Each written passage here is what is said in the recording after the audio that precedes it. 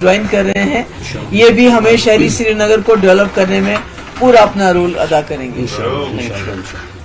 Ma'am, जिस प्रकार से कल से जो खबरें आ रही थी शबीर शाह को रिलीज किया जाएगा और इंजीनियर रशीद के हवाले से भी आज सुनवाई हो रही है, तो आपका क्या रिएक्शन? बहुत अच्छा है। मैं तो कहती हूँ कि आप किसी को लोगों को जेल में बंद कर सकते हो, पर ख्यालात को जेल में नहीं बंद। ख्यालात की जंग है, जमहूरियत में ख्यालात की जंग होती है और जो ख्याल बेटर होता है वो प्रिवेल अपॉन होता है।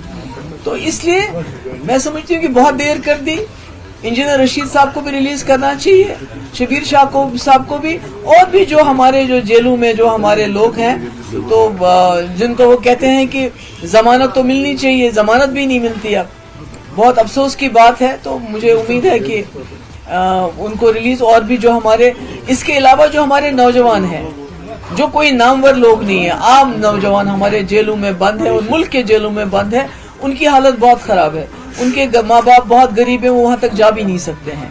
तो मैं कहती हूँ गवर्नमेंट ऑफ इंडिया, चूंकि इलेक्शन का प्रोसेस शुरू किया आपने, आप बार बार कहते हैं कि हम जम्मू कश्मीर के लोगों के साथ रिकंसिलेशन चाहते हैं, तो मैं कहती हूँ जेलों के दरवाजे खोल दीजिए, तो रिकंसिलेशन का एक सिलसिला शुरू हो जाएगा। Thank you so much. Madam, एक सवाल है मेरा, क्योंकि कई सारे लीडर्स जो आपकी पार्टी को ऑलरेडी ज्वाइन कर चुके हैं और हर एक जगह पर आप अपने कैंडिडेट भी अनाउंस कर चुके हैं, लेकिन ये भी खदशा जाहिर हो रहा है कि क्या महबूबा मुफ्ती जो है खुद कहीं पे पार्टिसिपेट कर सकती है, क्योंकि लोगों के अंदर क्यूरियोसिटी है कि अपोजिशन पार्टी की अगर बात करें, वो ऑलरेडी लीडर्स अनाउंस कर चुके, पहले कहा कि नहीं लड़ेंगे, फिर उसके बाद कल जो है लिस्ट सामने आया, तो महबूबा मुफ्ती का इस पे क्या कुछ कहना है? देखिए, मैं क्या कहूँ, उमर साहब ने खुद कहा कि मुझे चपरासी की ट्रांसफर के लिए गवर्नर साहब के दरवाजे पे जाना पड़ेगा।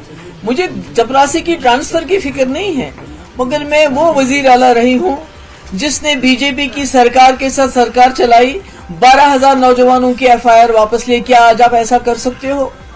मैंने as a chief minister Modi के साथ सरकार बनाते हुए सेपरेटिस्ट को खत लिखा, दावत दी बातचीत की। क्या आप ऐसा कर सकते हो आज? मैंने सीज फायर करवाया, क्या आज आप कर सकते हो?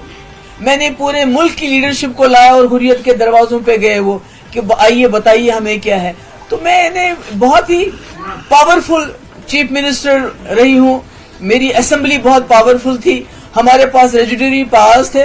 तो आज खुदा ना खास्ता एक म्यूनिसिपैलिटी का इन्होंने शक्ल दे दी हमारी असेंबली को कि आप कोई कानून पास नहीं कर सकते हैं, बकौले उमर साहब आप एक चपरासी की ट्रांसफर नहीं कर सकते। मैं तो कहती हूँ अगर मेरे पास कल कोई आएगा कि नौजवान बेगुनाह बंद है, उसको छोड़ना है, जब मैं उस नौजवान को नहीं छोड़ सकती हूँ जिसने 12,000 नौजवानों को FIR वापस ली, अगर आज वो चीफ मिनिस्टर बन के एक FIR वापस नहीं ले सकती, तो फिर क्या करना है इसी चीफ मिनिस्ट्री को?